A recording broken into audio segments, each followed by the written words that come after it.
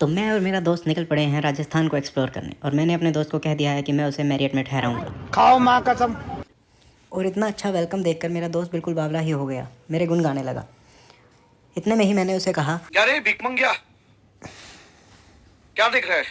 और अंदर आते ही हम देखते हैं ये प्रॉपर्टी जितनी बाहर से खूबसूरत है, अंदर से तो So beautiful, so elegant, just looking like a wow. इसके बाद हम निकल पड़े हैं हमारा रूम देखने, जो कि इस होटल के एक दूसरे कॉर्नर पे था। रास्ते में हमने देखा एक बहुत ही सुंदर सा रेस्टोरेंट जो पूल साइड पे बना हुआ था, और क्योंकि हमारा रूम काफ़ी दूर था तो हमने थोड़ी सी स्पीड बढ़ाई चलने की, और हमने जल्दी जल्दी चलना शुरू किया। रास्ते में हमने देखा एक सुंदर सा टायरों से बना हुआ स्ट्रक्चर। उसके बाद हमने फिर से चलना शुरू किया, और यहाँ तक मुझे लगने लग गया था कि मैं अपने दोस्त को डींगे मार के गलत जगह ले आया हूँ। इतने में ही इन भैया ने हमें एक और लिफ्ट लॉबी दिखा दी, जिसको देख के मुझे लगा कि बस गलती से आ गया।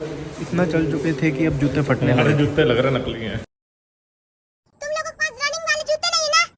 हमारे रूम तक का रास्ता इतना लंबा था कि इस भाई ने हमें सारा इंफ्रास्ट्रक्चर समझा दिया, पूरे होटल का कौन सा कोना क्या कर रहा है हमें सब बता दिया। और हम ठीक है, अच्छा ठीक है। यहाँ घूमते घूमते मुझे खुद ऐसा लगने लगा कि जैसे मैं ये होटल ख़रीदने आया हूँ। फिर एकदम से याद आया, औकात हम उस रास्ते से इतना फेडअप हो चुके थे कि अब बस बोलने ही वाले थे कि हमें वापस जाना हम लोग। फिर ये भाई बोलता है कि बस थोड़ा सा दूर और आपका रूम आ ही गया। और फाइनली इतनी लंबी यात्रा के बाद हम अपने रूम तक पहुंच ही जाते हैं, और रूम देखते ही मेरा दोस्त कहता है, तो अब आ जाते हैं हम रूम की अमेनिटीज़ पे। इस रूम में एक बहुत ही बड़ा लिविंग एरिया था, जिसमें एक बहुत बड़ा काउच था, जिसके साथ 51 इंचेस की एलईडी थी, एक बाथरूम था, और इसी के साथ एक बटन से खुलने वाले पर्दे भी थे। फिर हम देखते हैं कबर्ड, जिसमें बहुत सुंदर गाउन्स थे। उसके बाद हम जाते हैं वॉशरूम की ओर, जिसमें बहुत बड़ा बाथटब था। तो गाइज़ ये है मेरा वो दोस्त जो बहुत ही ज़्यादा खुश है क्योंकि वो इस कमरे में रहने वाला है आज की रात। और फिर हम बाथरूम से निकल कर आ जाते हैं हमारे बेडरूम एरिया की तरफ, जहाँ हम बटन वाले पर्दे खोल कर देख रहे हैं।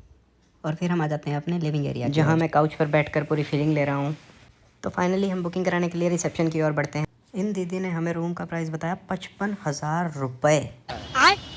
रुको जरा, सब्र करो। मुझे लगा शायद मेरे कान बज रहे हैं, इसीलिए मैंने दोबारा कंफर्म किया। कंफर्म करने के बाद भी उनका जवाब सेम ही रहा। मुझे एहसास हुआ कि मैं यहाँ आया ही क्यों था। भाई मैं तो सच में ही टूट गया यार।